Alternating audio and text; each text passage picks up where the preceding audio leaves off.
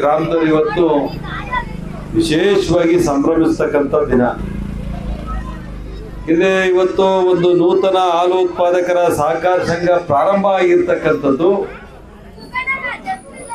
ಕೇವಲ ಈ ಒಂದು 8 ತಿಂಗಳ ಹಿಂದೆ ನಾವೊಂದು ಉಪಕೇಂದ್ರವನ್ನು ಪ್ರಾರಂಭ ಮಾಡಿದ್ವಿ.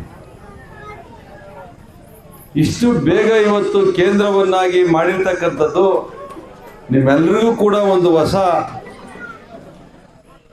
ಗ್ರಾಮಕ್ಕೆ ಒಂದು ಶಕ್ತಿಯನ್ನು ಕೊಟ್ಟಂತಹ ಒಂದು ದಿನ. ಯಾಕೆಂದ್ರೆ ಬಹಳಷ್ಟು ವರ್ಷಗಳ ಕಾಲನೂ ಕೂಡ ಉಪಕೇಂದ್ರ ಆಗಿರ್ತಕ್ಕಂಥವು ಕೇಂದ್ರ ಆಗದಲೇ ಇರ್ತಕ್ಕಂಥ ದಿನಗಳನ್ನು ನಾವು ನೋಡಿದ್ವಿ. ಆದರೆ ಈ ಗ್ರಾಮದಲ್ಲಿ ನಮ್ಮ ಏನು ಇಲ್ಲಿರ್ತಕ್ಕಂಥ ಎಲ್ಲ ಮುಖಂಡರುಗಳು ಮತ್ತು ನಮ್ಮ ಮಾಜಿ ಗ್ರಾಮ ಪಂಚಾಯಿತಿಯ ಸದಸ್ಯರುಗಳು, ನಮ್ಮ ಕಾರ್ಯದರ್ಶಿ ದೀಪಕ್, ಇವರೆಲ್ಲರ ಶ್ರಮದಿಂದ ಬಹಳ ಬೇಗ ಈ ಒಂದು ಕೇಂದ್ರವಾಗಿ ಇವತ್ತು ಪರಿಣಮಿಸಿ. ಇವೆಲ್ಲ ಅರ್ಥ ಮಾಡ್ಕೋಬೇಕು. ಯಾಕಂದ್ರೆ ಬಹಳಷ್ಟು ತಾಯಂದ್ರು ಇವತ್ತು ಇಲ್ಲಿ ಇದ್ದೀರಾ. ಇವತ್ತು ಹೈನುಗಾರಿಕೆ ಹೆಚ್ಚು ನಡೀತಕ್ಕಂಥದ್ದೇ ಆ ಮನೆಯಲ್ಲಿರ್ತಕ್ಕಂಥ ಇವತ್ತು ತಾಯಂದ್ರುಗಳಿಂದ. ಈ ಹೈನುಗಾರಿಕೆ ನಿಮ್ಗೆ ಯಾವ ರೀತಿ ವರದಾನ ಅಂದ್ರೆ, ಇವತ್ತು ನೀವೆಲ್ಲ ಹೊರಗಡೆಗೆ ಹೋಗಿ ಕೆಲಸ ಮಾಡೋದಿಕ್ಕೆ, ಕೂಲಿ ಕೆಲಸಕ್ಕೆ ಹೋಗೋದಿಕ್ಕೆ ಬಹಳಷ್ಟು ನಮ್ಮ ಮಧ್ಯಮ ವರ್ಗದ ಕುಟುಂಬಗಳು ಇವತ್ತು ಹೋಗ್ತಕ್ಕಂಥದ್ದನ್ನು ನಾವು ನೋಡ್ತಾ ಇದ್ದೀವಿ. ಆ ಮಧ್ಯಮ ವರ್ಗದವರು ಅಂದ್ರೆ ಅತ್ತ ಶ್ರೀಮಂತರು ಅಲ್ಲ, ಇತ್ತ ತೀರ ಬಡವರು ಅಲ್ಲ. ಅಂದ್ರೆ ಎಲ್ಲೋ ಒಂದ್ ಕಡೆ ಕೃಷಿಯನ್ನ ನಂಬಿರ್ತಕ್ಕಂಥ ಈ ಮಧ್ಯಮ ವರ್ಗ ಇವತ್ತು ಕೃಷಿ ಮಾಡಕ್ಕಾಗ್ದಲೇ ಇವತ್ತು ಅವರ ಮಕ್ಕಳು ವಿದ್ಯಾಭ್ಯಾಸ ಮಾಡಿದ ತಕ್ಷಣ ಇವತ್ತು ಟೌನ್ಗಳಿಗೆ ಉದ್ಯೋಗ ಹುಡಿಕೊಂಡು ಹೋಗ್ತಕ್ಕಂಥದ್ದನ್ನು ನಾವು ನೋಡಿದ್ವಿ. ಅವನು 10 ಎಕರೆ ಜಮೀನಿರಲಿ, 15 ಎಕರೆ ಜಮೀನಿರಲಿ, ಇವತ್ತು ಅವನೇನು ಕೂಡ ಕೃಷಿನಲ್ಲಿ ಇವತ್ತು ಅಭಿವೃದ್ಧಿ ಮಾಡೋಕ್ಕಾಗ್ತಾ ಇಲ್ಲ.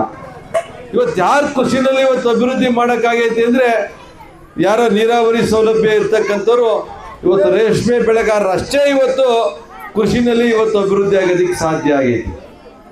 ಅದನ್ನು ಹೊರತುಪಡಿಸಿದ್ರೆ ಇವತ್ತೇನಾದರೂ ಕೃಷಿನಲ್ಲಿ ಈ ಹೈನುಗಾರಿಕೆಯನ್ನು ಯಾವ ಕುಟುಂಬಗಳು ಇವತ್ತು ಮಾಡ್ತಾ ಇದ್ದಾರೆ ಅವರು ಇವತ್ತು ನೆಮ್ಮದಿಯಿಂದ ಜೀವನ ಮಾಡೋದಕ್ಕೆ ಸಾಧ್ಯ ಆಗೈತಿ. ಯಾವ ಗ್ರಾಮದಲ್ಲಿ ಇವತ್ತು ಒಂದು ಹಾಲಿನ ಉತ್ಪಾದಕ ಕೇಂದ್ರ ಇವತ್ತಿದೆ, ಆ ಗ್ರಾಮ ಇವತ್ತು ಇಡೀ ಗ್ರಾಮ ನೆಮ್ಮದಿಯಿಂದ ಇವತ್ತು ಆ ಗ್ರಾಮದಲ್ಲಿ ಬಾಳೋದಕ್ಕೆ ಅವಕಾಶ ಆಗಿದೆ. ಸುಮಾರು 100 ಕುಟುಂಬಗಳು ಒಂದು ತಿಂಗಳಿಗೆ ಇವತ್ತು 8-10 ಲಕ್ಷ ಇವತ್ತು ಬಟವಾಡೆ ಆಗ್ತಕ್ಕಂಥದ್ದನ್ನು ನಾನು ನೋಡಿದ್ವಿ. ನಿಜಕ್ಕೆ ನನಗೆ ಆಶ್ಚರ್ಯ ಆಯಿತು. ಇವತ್ತು ಒಂದು ದಿನಕ್ಕೆ 700 ಲೀಟರ್ ಹಾಲನ್ನು ಈ ಮೇಕೆರಳ್ಳಿ ಸಂಘದಿಂದ ಇವತ್ತು ಕೊಡ್ತಕ್ಕಂಥದ್ದನ್ನು ನಾವು ನೋಡಿ ಬಹಳ ಆಶ್ಚರ್ಯ ಆಯಿತು. ಅವತ್ತು ಡೈರಿ ಓಪನ್ ಮಾಡೋದಕ್ಕೆ ಪ್ರಾರಂಭದಲ್ಲಿ ಉಪಕೇಂದ್ರ ಮಾಡಕ್ಕೆ ಬಂದಂಥ ಸಂದರ್ಭದಲ್ಲಿ ಆ ಮುದ್ಗೆರೆ ನಮ್ಮ ಚಿಕ್ಕಿರೇಗೌಡರು ಅವತ್ತು ಜನರಲ್ ಬಾಡಿ ಮಾಡ್ತಿದ್ರು. ನಿಮ್ಮೂರರೆಲ್ಲರೂ ಅವತ್ತು ಬಂದಿದ್ರು. ಅಲ್ಲಿ ಬಹಳಷ್ಟು ಜನ ನಮ್ಮ ಗ್ರಾಮ ಪಂಚಾಯತ್ ಸದಸ್ಯರು, ನಮ್ಮ ಸೀನಪ್ಪ ಇರ್ಬೋದು, ಮಂಜಣ್ಣ, ನಮ್ಮ ಈ ಅಂತಾಪುರದ ಮಂಜಣ್ಣ, ಎಲ್ಲರೂ ಬಹಳಷ್ಟು ಜನ ನಿಮ್ಮೂರವರೆಲ್ಲ ಬಂದರು. ನಮಗೆ ಗ್ರಾಮ ಬಿಡುಗಡೆ ಮಾಡಬೇಕು ಅಂದರು. ಚಿಕ್ಕಿರೇಗೌಡರು, ನಾನು ಚಿಕ್ಕಿರೇಗೌಡರು ಮೋಸ್ಟ್ಲಿ ಇವರು ಗ್ರಾಮ ಬಿಡುಗಡೆ ಮಾಡಕ್ಕೆ ಒಂದಿಷ್ಟು ಹಿಂದೇಟು ಹಾಕ್ತಾರೆ ಅಂದ್ಕೊಂಡೆ. ಪಾಪ ಆ ದೊಡ್ಡ ಮನುಷ್ಯರು ಕೂಡ ಇಲ್ಲ ಮಾಡಲಿ ಬಿಡಿ ಗೌಡ್ರೆ, ಅವರು ಒಂದು ಸಂಘನ, ಅವರು ಒಂದು ಸಂಘ ಆಗಲಿ, ಬಹಳ ಹಿಂದೆನೇ ಆಗಬೇಕಾಗಿತ್ತು, ಅವ್ರು ಮಾಡಲಿಲ್ಲ ಸಂಘನ, ಅದರಿಂದ ಈ ಸರಿನಾದರೂ ಮಾಡಲಿ ಅಂತೇಳಿ ಅವಾಗಲೇ ನೀವು ರೆಜುಲೇಷನ್ ಮಾಡಪ್ಪ ಅಂತೇಳ್ಬಿಟ್ಟು ಒಂದು ಗ್ರಾಮ ಬಿಡುಗಡೆಗೆ ಮಾಡಿ, ಅದು ತದನಂತರ ಬೇಗ ಇವತ್ತು ಒಂದು ಸಂಘವಾಗಿ ಪರಿಣಮಿಸಿ 700 ಲೀಟರ್ ಹಾಲು ಕೊಟ್ಟಿರ್ತಕ್ಕಂಥದ್ದು ನನಗೆ ಖುಷಿ ತರ್ತಕ್ಕಂಥ ವಿಚಾರ. ಅವತ್ತು ನೀವು ಬಂದಂಥ ಸಂದರ್ಭದಲ್ಲಿ ಇವರೇನು ಸಂಘ ಉಳಿಸ್ತಾರೋ ಇಲ್ವೋ ಅಂದ್ಕೊಂಡಿದ್ದೆ. ಆದರೆ ಬತ್ತಾ 700 ಲೀಟ್ರಿಗೆ ತಂದಿದ್ದೀರಾ. ಮತ್ತು ಈಗಾಗಲೇ ನಮ್ಮ ಮಂಜು ಹೇಳಿದರು, ಇನ್ನು ಕೆಲವೇ ದಿನಗಳಲ್ಲಿ 1000 ಲೀಟರ್ ಹಾಲು ದಾಟ್ತೀವಿ ಅಂತ ಒಂದು ಮಾತನ್ನು ಹೇಳಿದ್ದಾರೆ.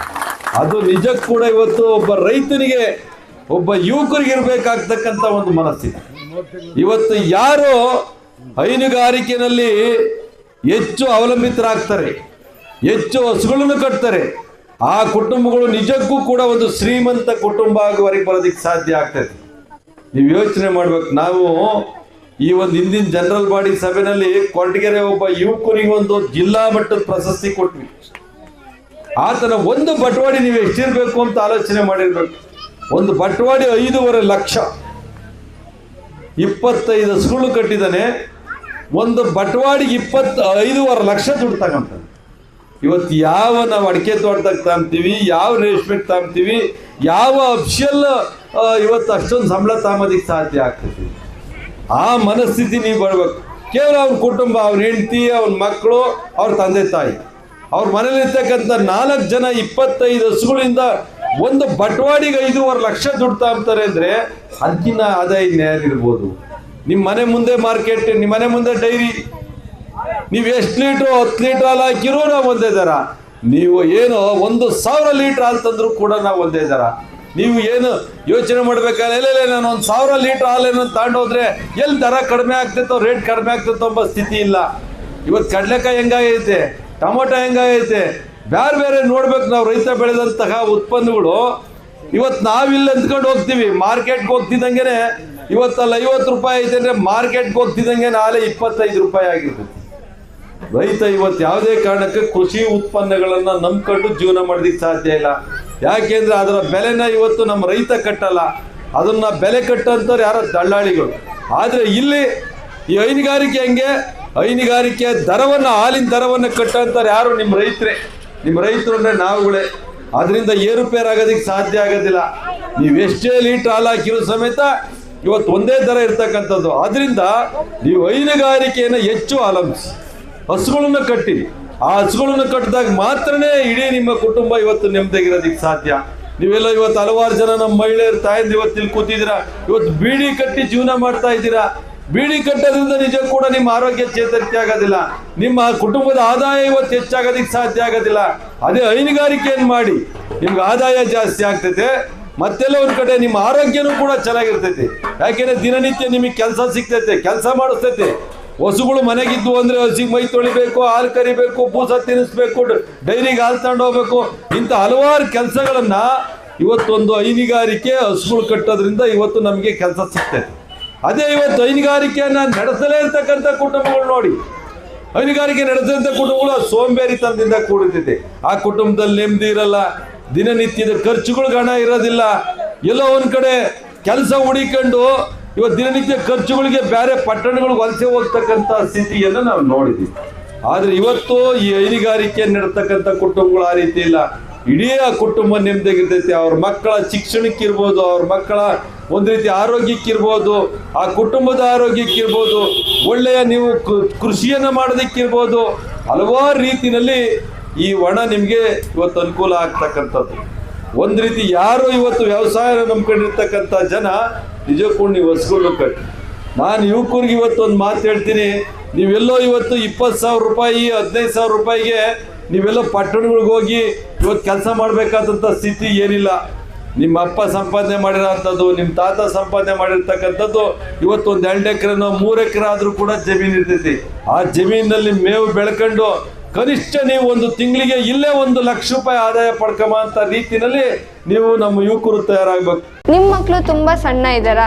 ಏಜಿಗೆ ತಕ್ಕನಾಗೆ ತೂಕ ಜಾಸ್ತಿ ಇಲ್ವಾ? 2 ವರ್ಷ ಮೇಲ್ಪಟ್ಟರು ಯಾರೇ ದಪ್ಪ ಆಗ್ತೀನಿ ಅಂದ್ರು 100% ನೀವ್ ಇದನ್ನ ಬಳಸಿ.